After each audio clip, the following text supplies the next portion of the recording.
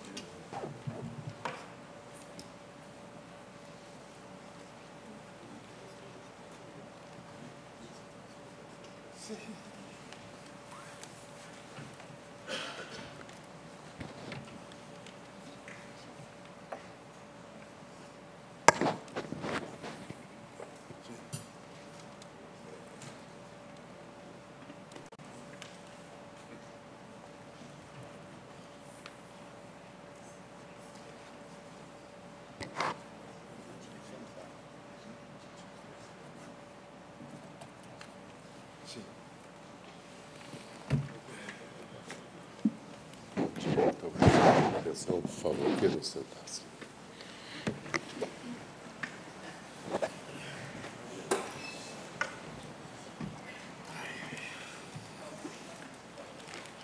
Declaro aberta mais esta sessão da SDI 2 do Tribunal Superior do Trabalho. Cumprimento os eminentes ministros e eminentes ministras que a compõem. Estendo esses cumprimentos à Sua Excelência, Procuradora-Geral do Trabalho, doutora Oxana Maria Giuri Boldo. Também estendo esses cumprimentos e saudação aos senhores e senhoras advogados, senhoras e senhores servidores, na pessoa da doutora Adriana, coordenadora de secretaria desta subseção. Franqueie a palavra aos colegas para eventuais comunicações. Não as havendo, solicito Sua Senhoria, doutora Adriana, a gentileza de apregoar os processos com preferência. Relator excelentíssimo senhor ministro Emanuel Pereira, processo RO 19.600, dígito 39, de 2011, em que são partes Campina Grande Industrial S.A., e Companhia de Desenvolvimento da Paraíba e outra. Com a palavra, Sua Excelência, o eminente ministro Emanuel Pereira. Senhor presidente, senhoras ministras e ministros, aqui cuida-se de recurso ordinário interposto pela autora, a decisão que julgou improcedente o pedido de corte rescisório. O primeiro tema, senhor presidente, é violação de lei, arrematação por preço vil. A decisão rescindenda consiste em sentença que julgou improcedentes os embargos à arrematação, rejeitando a alegação de preço vil. O recorrente insiste na violação de lei. Ocorre que a sentença rescindenda não emitiu tese sobre o conteúdo do artigo 620 da CLT, uma vez que a controvérsia foi solvida à luz da conceituação de preço vil, incide, portanto, o óbice da súmula 298, inciso 1 do TST. Por outro lado, senhor presidente, senhores ministros e ministras, não há ainda na legislação nenhum preceito de lei que conceitue ou adote critérios objetivos para o que seja preço vil em execução judicial. Cabe ao juiz da execução orientar-se pelos princípios da razoabilidade e da proporcionalidade ao aceitar o lance ofertado para não restar caracterizado o preço vil. Nelson Nery Júnior, revisando a jurisprudência, destaca que, aspas, o lance ofertado para efeito de arrematação, que fica aquém de 20% do valor do imóvel, é considerado vil e determina sua anulação. Marconi e Mediero, também examinando a jurisprudência, assinalam que existem outros julgados, no entanto, que consideram vil apenas a oferta inferior a 25% da avaliação atualizada do bem e advertem que, como aspas. Como se vê, o parâmetro para a consideração do preço vil é evidentemente móvel, de modo que as condições específicas do caso concreto podem sugerir, por exemplo, a razoabilidade de alienação por preço inferior à metade de sua avaliação. Fecho aspas. Dessa forma, senhor presidente e senhores ministros, não há como concluir pela violação do artigo 694, parágrafo 1º, inciso 5º do CPC, diante de sua interpretação controvertida, o que atrai a incidência da súmula 83 do TST.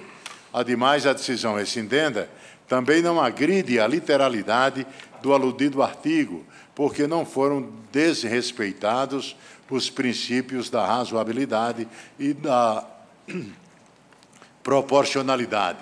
Eu trago precedentes, senhor presidente, do ministro Vieira de Mello, do ministro Pedro Paulo Manos, do ministro José Simpliciano e do ministro João Orestes Dallazen. Daí porque, senhor presidente, eu estou negando provimento ao recurso ordinário e, no mérito, vou na mesma linha, nego-lhe provimento. Eu conheço do recurso e nego provimento, senhor presidente. Interessante observar no voto de Vossa Excelência que se trouxe também arestos. Evidentemente, a rescisória não pauta-se por julgados eventualmente divergentes. São indicativos, como Vossa Excelência bem o disse, de haver controvérsia em torno do tema a incidir a súmula 83.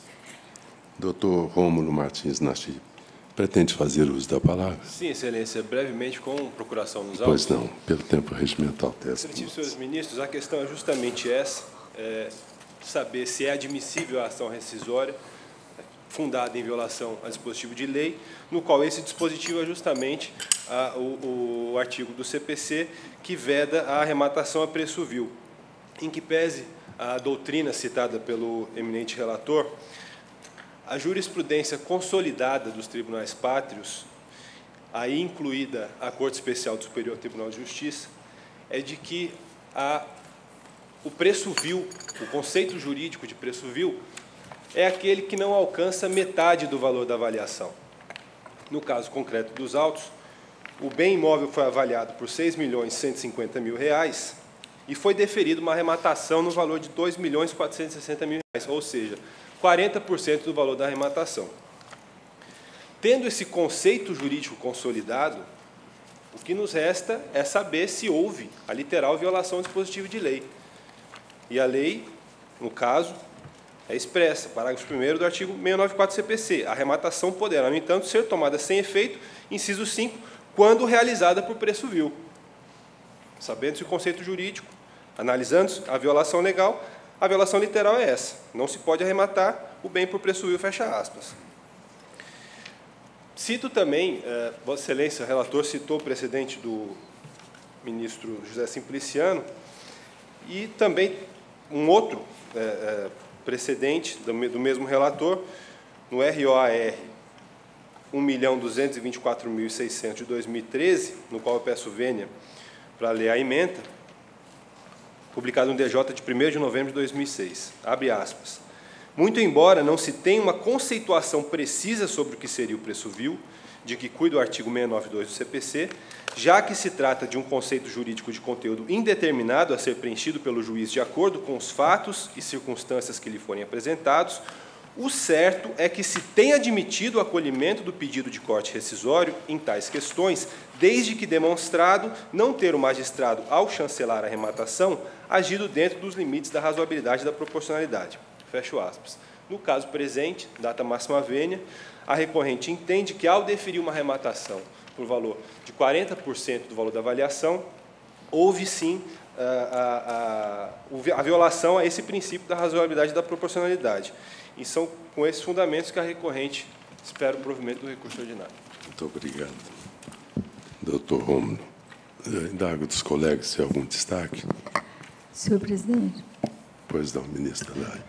Eu recebi ontem memorial entregue pelo doutor advogado e procurei examinar e ainda não estou suficientemente convencida com relação justamente a esse ponto relacionado à definição de preço vil, para efeito de aferir, né, se houve ou não ofensa à literalidade da lei. Eu vou pedir vista regimental. Pois não. Com notas degravadas. Pois não. Vista regimental, Sua Excelência, ministra Adelaide Miranda, com notas degravadas da sustentação oral. Relator excelentíssimo senhor ministro Emanuel Pereira, processo RO 12.559, dígito 23, de 2010, em que são partes José Ayrton de Oliveira e Banco Bradesco S.A. Com a palavra, Sua Excelência, o eminente ministro Emanuel Pereira. Senhor presidente, senhores ministros, aqui cuida-se de recurso ordinário interposto pelo autor, a decisão que julgou improcedente o pedido de corte rescisório.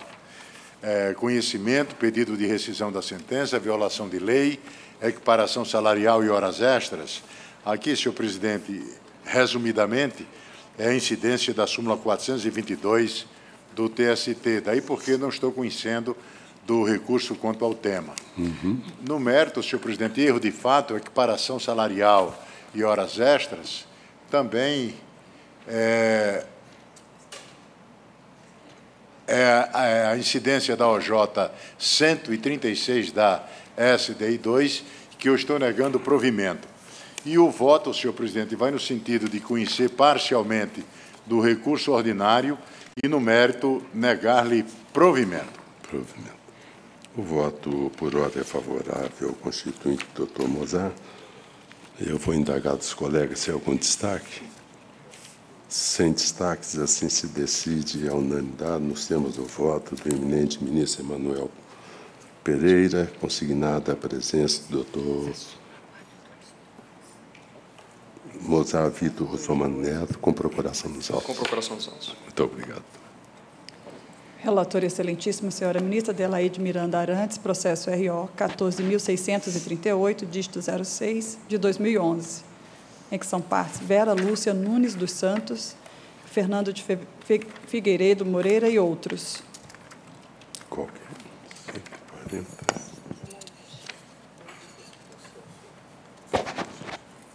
Que número que é?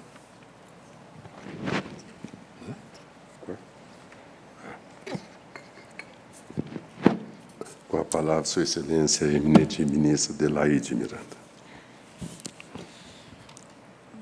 De acordo com a súmula 415 do Tribunal Superior do Trabalho, exigindo o mandado de segurança prova documental pré-constituída, inaplicável se torna o artigo 284 do Código de Processo Civil, quando verificado na petição inicial do mandado de segurança a ausência de documento indispensável ou de sua autenticação.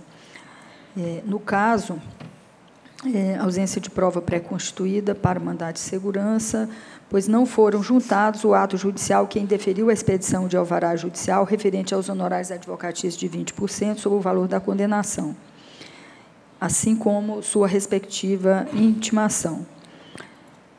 Tais documentos são indispensáveis à ação mandamental para a verificação da alegada violação do direito líquido e certo, assim como o prazo decadencial nos termos dos artigos 6º e 23º da Lei 12.016, de 2009.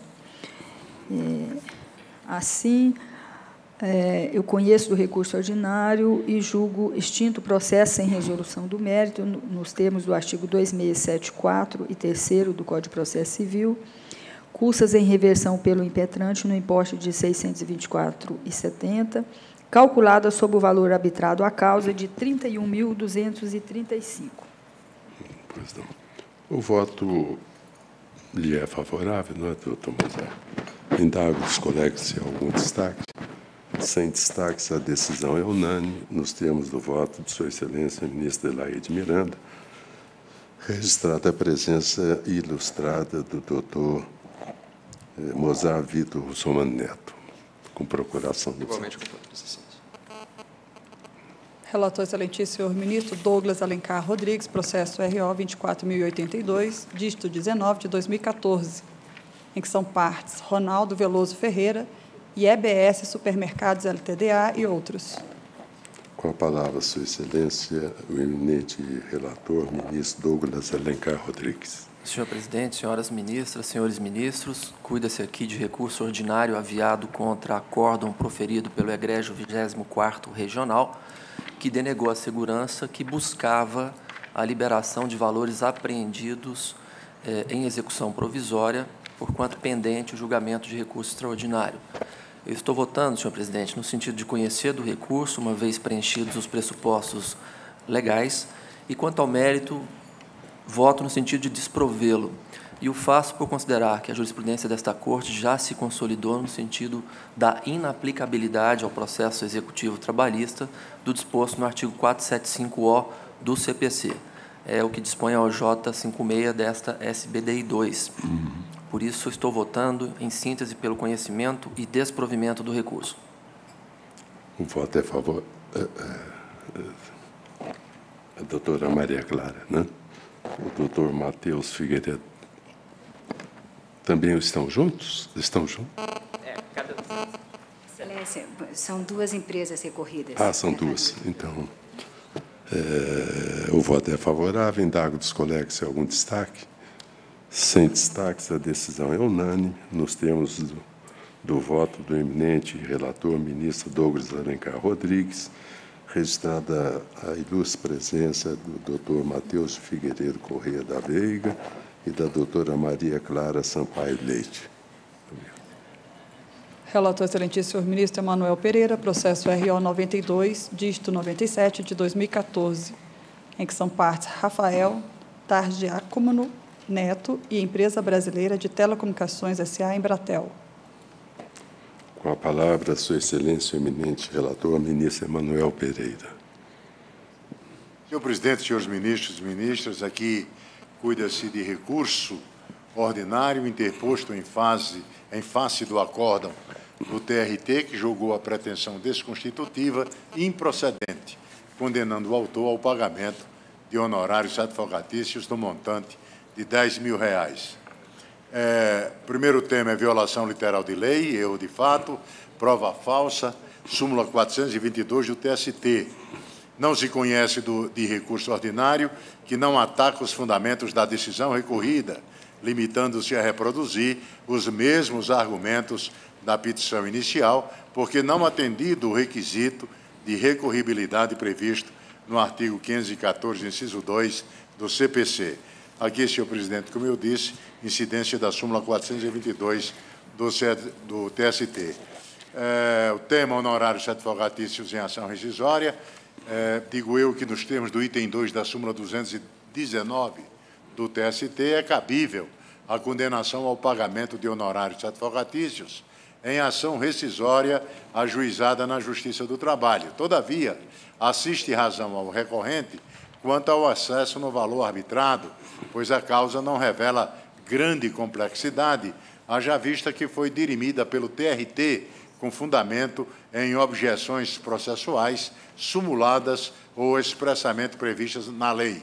Assim, impõe-se a redução dos honorários de advogado. Por esses fundamentos, senhor presidente, eu estou dando provimento ao recurso ordinário apenas para reduzir os honorários advocatícios para R$ 1.000.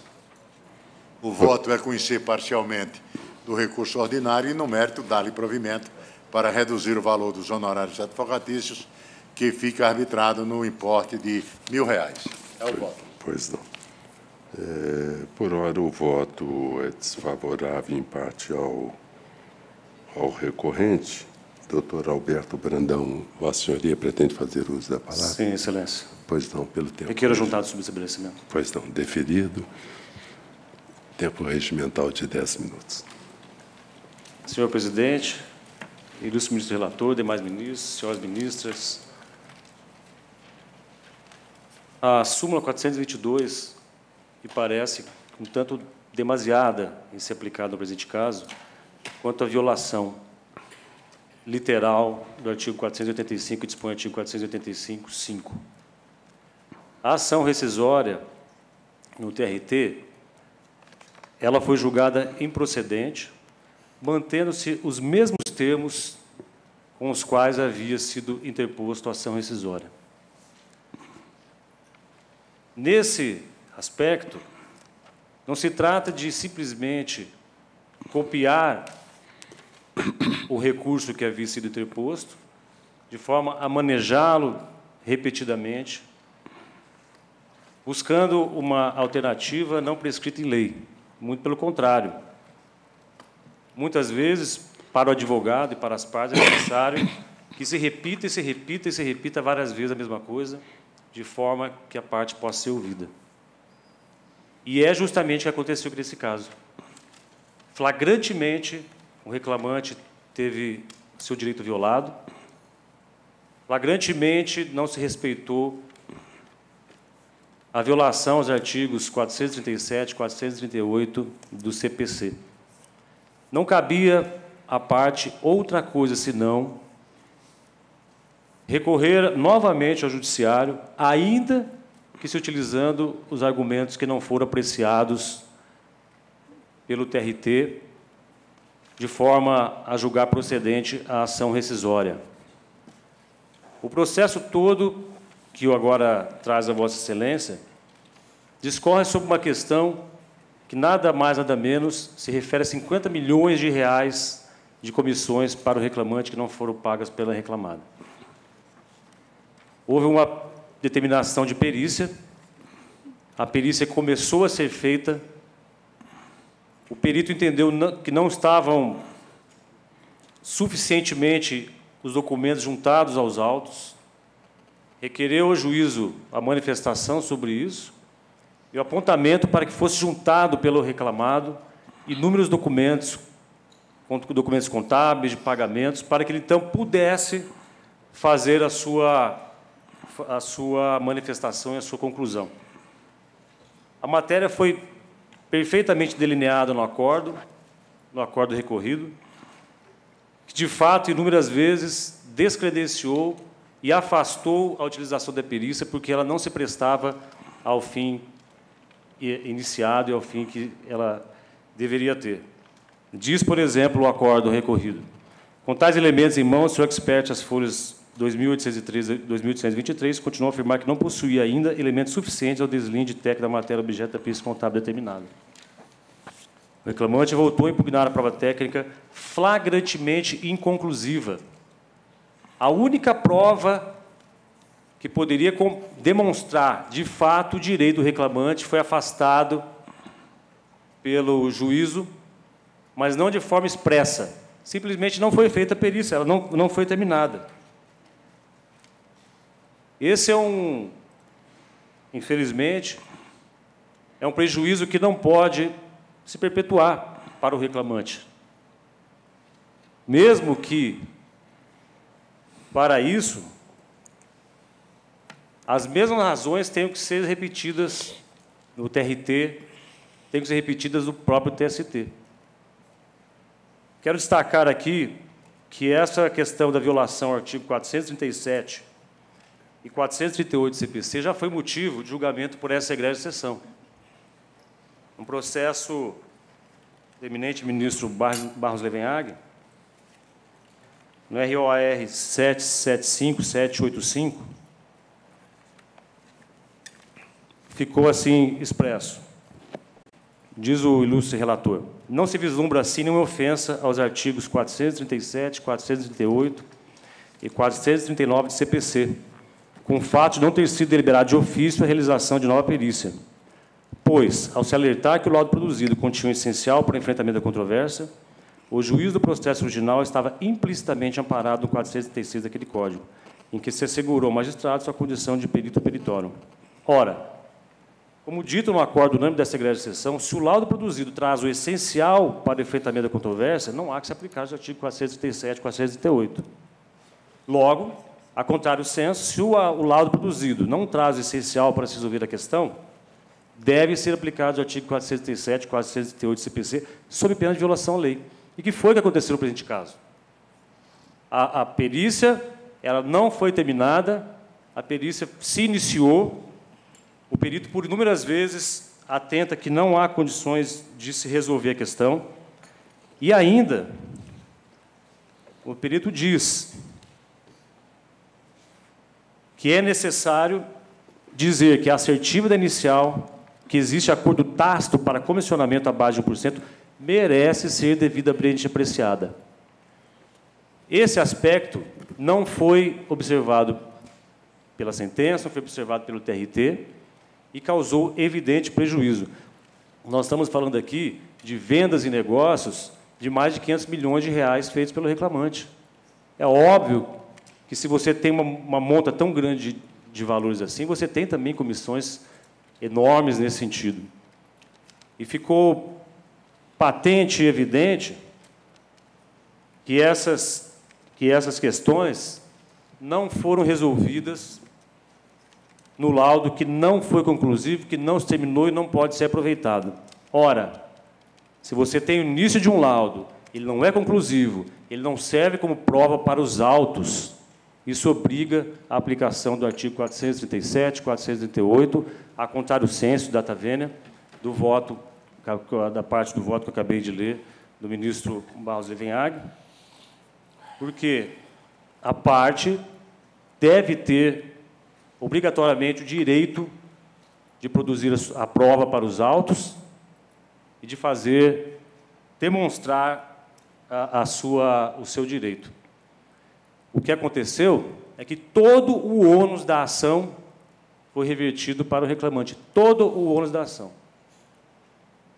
Tanto é que nós estamos hoje aqui na tribuna e tentando desconstituir um acórdão, simplesmente porque não foi observada a violação legal.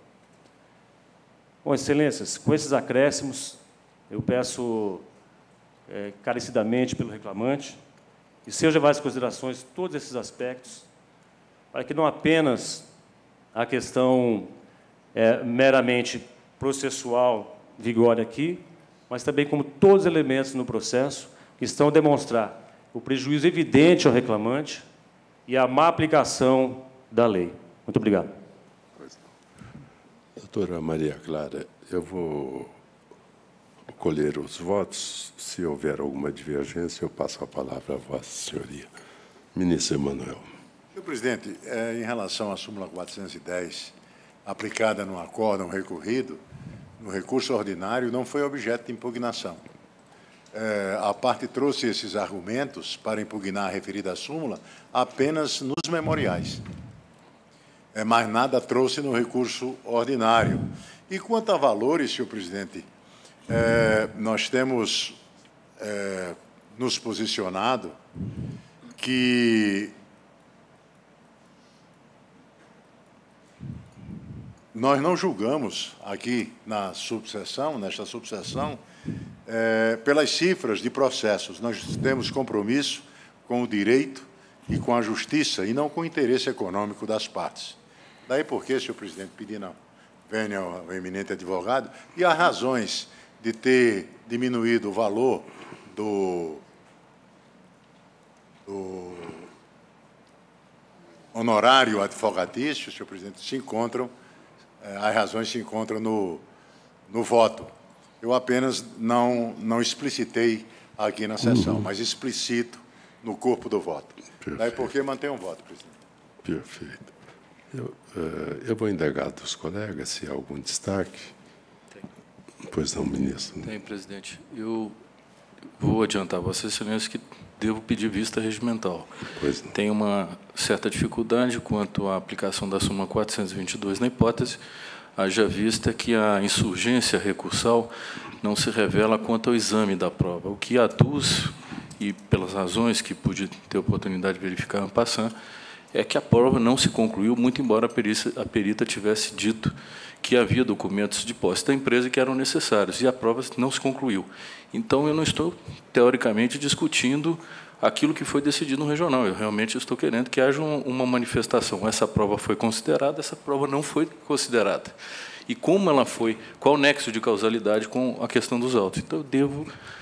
a parte não haveria o que pretender nas razões recursais, não teria o que pedir. Pois não. Não é? Doutora Maria Clara, Vossa Senhoria tem tempo regimental de 10 minutos. Obrigada. Excelentíssimo senhor presidente, excelentíssimos senhores ministros, ilustres representantes do Ministério Público. Então, a questão, o ministro Vieira de Mello já adiantou que vai pedir vista no que tange a aplicação da súmula 422. Então, ultrapassando esse ponto, o que a recorrida gostaria de demonstrar? Esse processo foi um processo em que a parte entrou pedindo comissões, pagamento de comissões no percentual que ele acreditava ter direito. Essa ação, no processo originário, foi julgada improcedente na vara e foi mantido pelo acórdão regional que negou provimento ao recurso do reclamante. Isso no processo originário. Houve prova testemunhal, prova documental e houve prova pericial.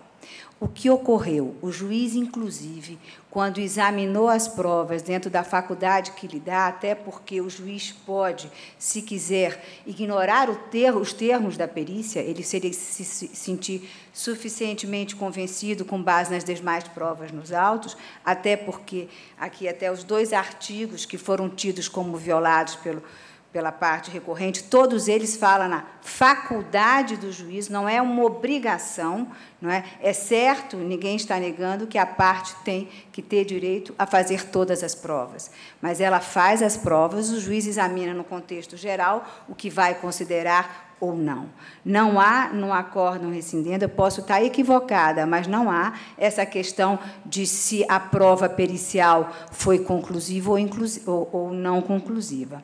O que aconteceu? O juiz, inclusive, na fase no processo originário, quando examinou as provas, diz que até as testemunhas do ora recorrente não foram favoráveis a eles. Nenhuma das testemunhas conseguiu corroborar o percentual que ele dizia ter direito. Então, ele, inclusive, disse isso, olha, com base nas provas, inclusive testemunhal, ninguém pode imaginar, pretender o percentual de comissão que ele pretendia. Então, ele considerou essa questão, que é a prova testemunhal, ele examinou a prova documental. O recurso ordinário, quando veio para cá, da ação rescisória, não veio por cerceamento de defesa, nem veio por negativa de prestação jurisdicional. O recurso veio unicamente por violação a 437 e 438, e fala numa segunda perícia. Então, vejam, Vossas Excelências, não há como sustentar, porque, pelo quadro colocado no acórdão regional, que não foi objeto de embargo de declaração, não há esse debate sobre a perícia ter sido conclusiva ou não ter sido conclusiva. Ao contrário, há, inclusive, uma colocação no acórdão de que o reclamante teria apresentado uma planilha impugnando a perícia, mas com base em dados diferentes dos apurados pela perícia, então não foi considerada. Ou seja, aqui foi oportunizada toda a prova. Nós estamos numa fase de uma ação rescisória. Os requisitos são requisitos muito mais estreitos. Vou ler para Vossas Excelências o artigo 437, que foi apontado como violado. O juiz poderá determinar, de ofício ou a requerimento da parte, a realização de nova perícia, quando a matéria não lhe parecer suficientemente esclarecida. No caso concreto, tanto no processo originário, tanto a vara quanto o regional se sentiram convencidos, entenderam que as demais provas eram suficientes, além da perícia que foi apurada. De igual forma, na decisão no acórdão regional, no caso concreto da rescisória, também entendeu dessa forma. Então, não há violação, porque se é uma faculdade, violação literal haveria se fosse uma obrigação do empregador. Ou, quem sabe, se o reclamante tivesse vindo com cerceamento de defesa, mas não veio com violação ao artigo 5º, veio com violação ao 437. O juiz poderá. O juiz poderia. Ele fez uma perícia, poderia, se não fosse convencido, fazer nova. Ele era obrigado a fazer? Não. Ele estava convencido? Estava, tanto que decidiu, com base nas provas documental, testemunhal e a outra. E vem o 438, abro aspas, a segunda perícia tem por objeto os mesmos fatos sobre que recaiu a primeira e destina-se a corrigir eventual omissão ou inexatidão dos resultados a que essa conduziu. Onde estaria a violação literal? Bom, a segunda perícia tem por objeto apurar a decisão recorrida, não afrontou isso. Quer dizer, nem diz, veja, haveria violação literal se do acórdão recorrido pudesse se extrair que houvesse omissão ou inexatidão dos resultados da primeira perícia. Isso não está consubstanciado no acórdão recorrido. Então, Excelências, a questão foi efetivamente dirimida com base em todo o conjunto probatório. Se, pelo menos, as testemunhas do reclamante tivessem levado a crer para o juízo que haveria aquele percentual, quem sabe a decisão fosse outra, mas a prova é um conjunto. E, efetivamente, ele não conseguiu. Então, não há aqui, com todas as vênias, não há violação ao 437 e ao 438, e em que pese o esforço da parte contrária em trazer o precedente do ministro Barbie Levenhac, não é a mesma situação, ao contrário, uma situação diversa. O recurso nem foi admitido, não se vislumbrou violação a referidos preceitos legais. No caso concreto, ao contrário, o juiz estava amparado pelo 436 do Código de Processo Civil, ele poderia ou não até ter pedido ou não o primeiro laudo. Então, efetivamente, não há violação, além do artigo 131 do CPC, que também ampara o julgador no seu convencimento. Não há erro de fato também, se o juiz considerou que a perícia, junto com as demais provas, era suficiente para esclarecer, ele não ignorou o pedido. Eu, de fato, se ele não houvesse pedido, não, ele examinou e disse, olha, não tem necessidade. Então, com todas as vênias, aqui não está se discutindo valor, aqui está se discutindo que nós estamos numa ação rescisória, que tem os caminhos muito estreitos, os requisitos são mais rigorosos. Então, efetivamente, em que pese o esforço da parte contrária, entende a recorrida que não restou comprovada nenhuma violação literal de lei, nem nenhum erro de fato que pudesse amparar a sua pretensão. Pelo que espera a manutenção do voto do eminente relator. Pois não, muito obrigado, doutora Maria Clara. Após as sustentações orais dos ilustres advogados, pediu vista regimental Sua Excelência o ministro Vieira de Mello Filho. Senhor presidente. Presidente, pela ordem. Senhor ministro Alberto Bresciani, processo RO. Eu gostaria, pela ordem, presidente, eu gostaria das notas degravadas das sustentações orais, por gentileza. Notas degravadas. Senhor presidente, eu peço também notas degravadas em vista regimental sucessiva à do ministro Vieira de Mello Filho. Então, vista regimental a Sua Excelência o ministro Vieira de Mello Filho e, sucessivamente, a Sua Excelência ministro Delaide Miranda, com notas degravadas, sustentações orais aos eminentes ministros.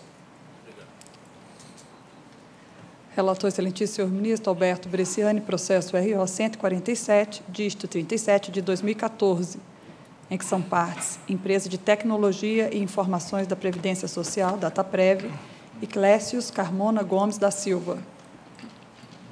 Com a palavra, Sua Excelência, o eminente ministro Alberto Bresciani. Senhor presidente, trata-se de recurso ordinário interposto contra a decisão do TRT da 10ª Região, que negou provimento a agravo regimental, mantendo a decisão monocrática do relator, sorteado, que extinguira o processo sem resolução de mérito.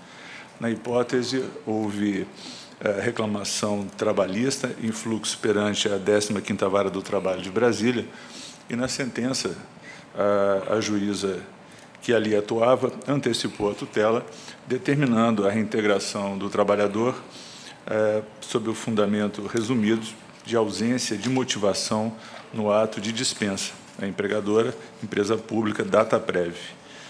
Prolatada a sentença, a empresa convocou o trabalhador a retornar ao emprego e, ato contínuo, o dispensou, agora oferecendo motivação, dupla motivação, excesso de trabalhadores e mau desempenho.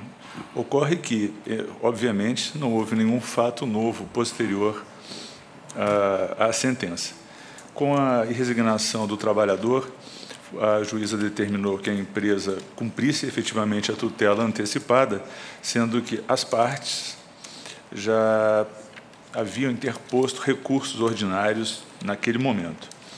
Então, lembrando aqui, em primeiro lugar, a dicção da súmula 414.1 desta Corte, que nega mandado de segurança contra antecipação de tutela inscrita em sentença, porque, obviamente, o remédio cabível seria o recurso ordinário.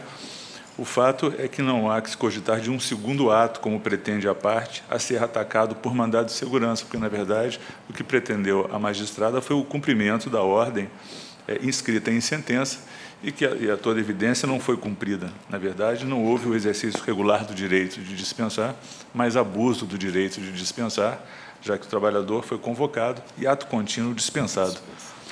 Então, por isso, senhor presidente, e me reportando aos fundamentos da decisão recorrida, e, em resumo, eu proponho que se negue provimento ao recurso ordinário. Muito obrigado. Doutor Nilton, por hora o voto é favorável a Vossa Senhoria. Indago dos colegas se há algum destaque. Sem destaques, proclamo que a decisão é unânime, nos termos do voto do eminente relator, ministro Alberto Bresciano, registrada a ilustrada presença do doutor Nilton da Silva Correia. Relator excelentíssimo senhor ministro Douglas Alencar Rodrigues, processo RO 10.569, dígito 66 de 2014, em que são partes Estefânio Lucinda Rios, Fundação Sistel de Seguridade Social e outros. Com a palavra, sua excelência, o eminente relator, ministro Douglas Alencar Rodrigues. Senhor presidente, cuida-se aqui de recurso ordinário contra acórdão proferido pelo Egrégio Terceiro Regional. O mandado de segurança se volta contra a decisão que não conheceu da exceção de pré-executividade apresentada em primeiro grau pelo trabalhador reclamante que fora condenado por litigância de má-fé. O juiz de primeiro grau não conheceu dessa exceção, o mandado de segurança se volta contra essa decisão e o regional acabou consagrando a tese do não cabimento do mandado de segurança, tendo em conta a inexistência de direito líquido e certo, haja vista que a decisão monocrática de não conhecimento da exceção não traduzia violação a direito líquido e certo. Eu estou considerando, senhor presidente, que o mandado de segurança aqui assume natureza recursal e a matéria debatida na exceção de pré-executividade, que diz respeito à circunstância de a concessão dos benefícios da justiça gratuita contemplar ou não a condenação que for imposta ao trabalhador reclamante com fundamento no artigo 18 do CPC, comportar discussão, debate em sede de embargos à execução. Então, estou votando pelo conhecimento e desprovimento do recurso, afirmando, como fez o regional, o não cabimento do mandado de segurança. Pois não. Muito obrigado, ministro. Doutora Maria Clara, por hora o voto lhe é favorável. Indago dos colegas se há algum destaque. Sem destaque, proclamo que a decisão é unânime. Nós temos o voto de Sua Excelência, o eminente ministro Douglas Alencar Rodrigues, consignada a presença da ilustre advogada doutora Maria Clara Sampaio Leite. Relatora excelentíssima senhora ministra Adelaide Miranda Arantes, em que é revisor, excelentíssimo senhor ministro Douglas Alencar Rodrigues, processo ação rescisória 10.121, dígito 48 de 2012, em que são partes Pedro Rombola e Telefônica Brasil S.A. Com a palavra, sua excelência, o eminente relator, a ministra relatora Adelaide Miranda. Na forma do artigo 495 do Código de Processo Civil, o prazo para ajuizamento da rescisória é de 2 anos, contados do trânsito em julgado da decisão rescindenda. No caso em exame, o acordo de turma desta Corte, objeto da pretensão rescindente e última decisão proferida na causa, transitou em julgado em 28 de junho de 2010.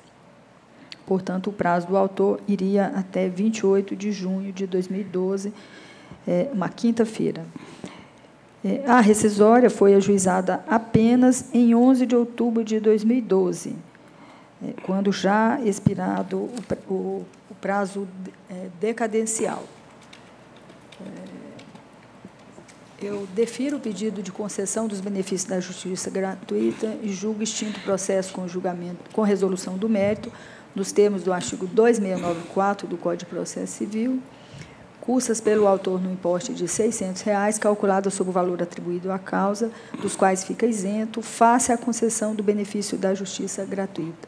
Honorários advocatícios arbitrados em 15% sobre o valor da causa, dos quais fica igualmente isento. Pois não. É o meu voto, senhor presidente. Como voto, sua excelência, o eminente revisor, ministro Douglas Alencar Rodrigues. Estou de acordo, senhor presidente. Está acompanhando? Por hora, o voto se encaminha favoravelmente ao réu, doutora Maria Clara. Eu vou indagar dos colegas se há algum destaque. Sem destaques, proclamo que a decisão é unânime, nos termos do voto de Sua Excelência Ministra Adelaide Miranda, secundada pelo voto do eminente revisor, ministro Douglas Alencar Rodrigues, registrada a presença da eminente advogada doutora Maria Clara Sampaio Leite. Relator, excelentíssimo senhor ministro Emanuel Pereira, processo RO 29, dígito 72 de 2014, em que são partes José Luiz Medeiros de Brito Sobrinho e Fundação Chesf de Assistência e Seguridade Social, FACHESF e outra. Com a palavra, Sua Excelência, o eminente relator, ministro Emanuel Pereira. Senhor presidente, aqui cuida-se de recurso ordinário, interposto em face do acórdão do TRT da 6ª Região, em que julgada procedente a pretensão desconstitutiva para desconstituir parcialmente o acórdão rescindendo e, em juízo rescisório, excluir da condenação as diferenças de complementação de aposentadoria decorrentes da aplicação IGPM nos meses de julho e agosto do ano de 1994, por violação literal do artigo 38 da Lei 8.880. Senhor presidente, a matéria já é conhecidíssima desta subseção, não é? Trago vários precedentes no meu voto e a proposta, senhor presidente, é conhecer do recurso ordinário e, no mérito, negar-lhe provimento. Eu vou pedir a gentileza de a doutora Andréa apregoar o processo 2086, que me quer me parecer ser a mesma matéria, e o 3312, Fundação Chesf de Assistência e Seguridade Social. Relator, excelentíssimo. Porque o 2086 tem uma diferença, presidente. Então, nós poderíamos apregoar esses dois, e o terceiro, porque ele é um pouco diferente. O último é o 2086. Então, vamos apregoar o 2086, que é idêntico ao que foi votado. Pois não. Relator, excelentíssimo senhor ministro Emanuel Pereira. Excelência. Na realidade, o que é igual é o 3312. O 2086 é o que é diferente. Então, vamos julgar um por um. Matéria já conhecida, algum destaque dos colegas? Sem destaques, assim se decide a unanimidade, nos termos do voto do eminente relator, consignada a presença do ilustre advogado doutor Otoniel Furtado Guires Neto. Relator, excelentíssimo senhor ministro Emanuel Pereira, processo RO 2086, dígito 68 de 2011, em que são partes Fundação Chesf de Assistência e Seguridade Social, Companhia Hidrelétrica de São Francisco e outros. Com a palavra, Sua Excelência, o eminente ministro Emanuel Pereira. Presidente. Aqui tem uma conotação um pouco diferente. É um recurso ordinário interposto em face do acordo do TRT da 6ª Região, em que é julgada improcedente a pretensão desconstitutiva. Em relação ao primeiro tema, senhor presidente, competência da Justiça do Trabalho, o Supremo Tribunal Federal decidiu que compete à Justiça Comum julgar a ação mediante a qual se deduz pedido de complementação de aposentadoria. Todavia, modulou os efeitos da decisão proferida, fixando o entendimento no sentido de que todas as reclamações trabalhistas que tenham sido sentenciadas até o dia 20 de fevereiro de 2013 devem permanecer sob a competência dessa Justiça especializada. Como a decisão rescindenda foi prolatada em data anterior ao marco temporal estabelecido, a competência, portanto, permanece com a Justiça do Trabalho. Quanto ao segundo tema, reajustes de complementação de aposentadoria, aqui nós já é um tema bastante conhecido desta subseção, né? Então, a decisão, senhor presidente, é no sentido de conhecer do recurso ordinário e, no mérito, dar-lhe provimento parcial para julgar parcialmente procedente a ação rescisória, a fim de desconstituir parcialmente o acórdão do TRT da sexta Região e, em juízo rescisório, excluir as diferenças de complementação de aposentadoria dos reclamantes decorrentes da aplicação do índice IGPM nos meses de julho e agosto de 94, diante da correta utilização do IGP-2 nos termos do artigo 38 da Lei 8.880, de 94, custas processuais e honorários advocatícios pelos réus dispensados em face dos benefícios da justiça gratuita. A única diferença era a questão da competência, isso, já pacificada. Indago dos colegas se há algum destaque. Sem destaques, proclamo que a decisão é unânime nos termos do voto do eminente ministro Emanuel Pereira, registrada a presença do ilustre advogado doutor Otoniel Furtado Gueiros Neto. O terceiro, sim, parece ser igual, é isso? Então, vamos. Relator, excelentíssimo senhor ministro Emanuel Pereira, processo RO 33, dígito 12 de 2014, em que são partes Sali, Torres, Sampaio, Rocha e outros, e Companhia Hidroelétrica de São Francisco, Chesfield. Com a palavra, Sua Excelência, ministro Emanuel Pereira. Senhor presidente, esse aqui é igual ao primeiro que já julgamos e igual, evidentemente, a todos os outros que já foram julgados. Perfeito. Aqui na subseção. É conhecido o recurso ordinário e negar-lhe provimento no mérito, presidente. Pois não. Algum destaque no voto de Sua Excelência? Sem destaques, assim se decide a unanimidade, nos termos do voto do ilustre ministro Emanuel Pereira, consignada e ilustrada a presença do advogado doutor Otoniel Furtado Gueiros Neto.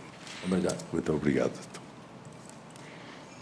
Relatora, excelentíssima senhora ministra Adelaide Miranda Arantes, processo RO 1.001.270, dígito 12 de 2013, em que são partes Empresa Brasileira de Terminais Portuários, S.A., Embraporte e o Sindicato dos Operários e Trabalhadores Portuários, em geral, na administração dos portos e terminais privativos, Sintraporte.